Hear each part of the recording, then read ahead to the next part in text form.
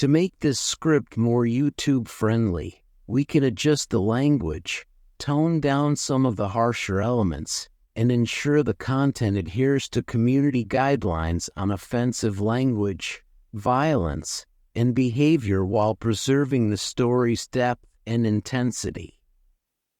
Here's the revised version. Leeds passed away. Was he possessive? Yeah, but he's also gone, at least as far as I know. And it's lead like the metal, not lead like guiding someone. I see. Pen moved toward the door, explaining as she went. According to the story, Lead was a veteran who opened this place for his buddies when the system was just being colonized. Lead was his nickname. Ah, I've heard about the old saying of throwing lead, right? That's what he would have told you. He was a machine gunner, but, she chuckled, honestly, it was probably because he got caught doing silly things. At least, that's what I've heard. I'm not sure I understand. Most nicknames aren't serious. They're usually jokes, sometimes bordering on friendly insults. How does lead fit into that? Well, lead is highly toxic to humans, particularly harmful to the brain. So, it's often used as a way to poke fun at someone's intelligence. Ah, so lead because he acted as if he might be suffering from the effects of lead exposure? Exactly. All in good fun, though. It was an affectionate kind of teasing. Insulting someone affectionately was still an aspect of human culture Gareth struggled to grasp. It seemed counterintuitive to him. Your nickname doesn't seem to be a joke. No. It's not. Her tone changed sharply, and Gareth could tell she wasn't happy about it. Before he could ask further, they reached the door. One of the men loitering outside glanced at Gareth for a moment before returning his attention to another man. Pen passed by the group confidently as the door slid open. They entered a scene that, by Gareth's standards, was quite something. Even the shabbiest of backwater places he'd visited couldn't compare to this establishment. Smoke hung thick in the air, so strong that Gareth adjusted his respirator to filter it out. The dim lights barely illuminated the room, and the walls lacked any decoration that might brighten the space. Not that one would expect decoration when there wasn't even a ceiling. The area was open, exposing scaffolding, ducts, and other infrastructure. The room was filled with humans, and only humans. Despite the crowd, it was surprisingly quiet, with only hushed conversations here and there. No one seemed to pay them much attention, as far as Gareth could tell. Pen approached the towering bar and started to sit, then paused and looked at Gareth. Not exactly. Well, if you don't mind, I can just. She motioned to lift him onto one of the tall stools. Gareth sighed, embarrassed. Yeah, go ahead. He held out his arms. Like a child, Pen lifted him up and placed him on the seat. His embarrassment deepened when he noticed the bartender had been watching the whole thing with amusement. Been a while, Pen, the bartender said, turning to Gareth. And who's this? Gareth. A friend. Pen nodded toward him. Gareth, huh? Pleasure to meet you.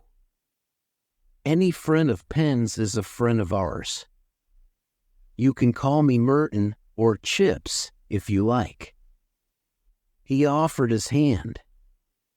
Gareth shook it politely. Pleasure's mine. Thank you. Merton nodded. Nice to see you again, Penn.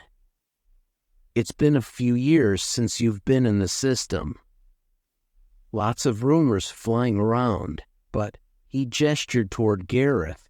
Your friend here makes some of them seem true. Yeah, I stepped away for a while. I'm working as a security officer now aboard his ship. We've been far outside human territory. Oh, Captain Gareth? Merton looked at him.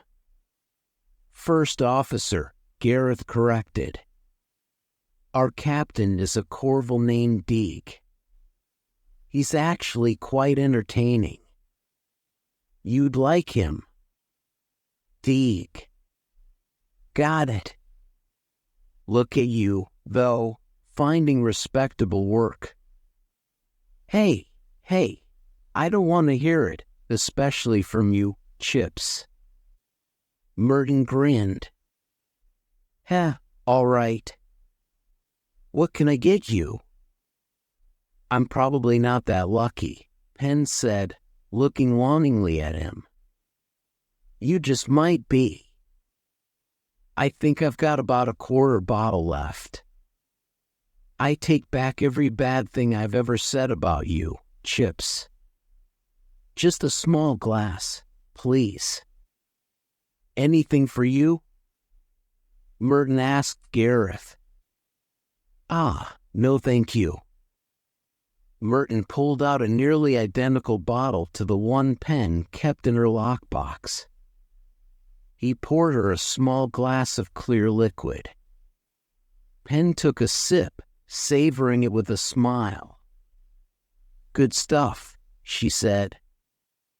I don't know how, but his mother sure knows how to make it, Merton replied. Penn held up her glass. How much do I? Merton waved her off. It's on the house. Don't even try to argue, now when it comes to him.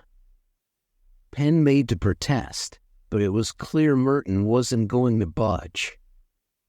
Thanks, Chips. They continued chatting, Merton occasionally attending to other customers. Gareth became intrigued by the idea of military nicknames, especially when he learned how Merton had earned his. He had once run into an abandoned store during a mission to grab his favorite snack, potato chips. As Penn finished her drink, she stood up. I'll be right back. Just hitting the bathroom. All right. I won't move. Gareth glanced at the ground, then back at her. She chuckled and left him at the bar. He felt less comfortable without her by his side, but stayed put. A few minutes later, the men from outside walked in. The leader, with much more confidence than the others, strode over to Gareth. Gareth didn't turn at first, hoping the man would move on, but after a few tense moments, he finally addressed him. Is something wrong? The man didn't respond for a while, just sizing Gareth up before finally speaking. Move. Excuse me? My seat. Move. His two friends stepped up behind him. I don't think anyone owns a seat here. But you're welcome to sit right here. I can even get you something to drink. The man moved closer, his presence intimidating. Move. Your seat. Gareth began to stutter, feeling his anxiety rise. but then noticed Penn standing behind the man. She walked around him, positioning herself between Gareth and the man. "You know, Gareth, we never discussed how these old bars started." "Want to hear it?" she asked, smiling. "Penn, I don't think now is." "Oh, come on. It's really interesting." Gareth hesitated but trusted that Penn had a plan. "Sure, I guess." The man's smug expression faltered as Penn casually ignored him, continuing to speak to Gareth. "You probably noticed we're deep inside the station. These bars were among the first places established when humans began exploring the system. They cater to military types. It's an unspoken rule. Non-military folks usually don't stick around." Gareth was confused but played along. "Okay." Penn turned to the man, her smile fading. "Want to see something cool?" she asked Gareth. "Penn, what are you?" "Just humor me." Penn took a final sip of her drink, tapped the glass twice on the bar, and then something unexpected happened. A series of taps echoed back from nearly every patron in the bar. In moments, the entire room's attention was on the man and his friends.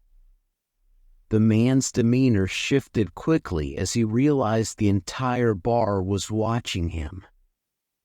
Penn, calm and composed, rested her hand on his shoulder. "You understand where you are now, right?" she asked. He didn't respond. "Good," she said, patting his cheek gently before turning to Gareth. Without looking back, she added, "You can leave now." The man's friends had already bolted, and after a moment's hesitation, he quickly followed.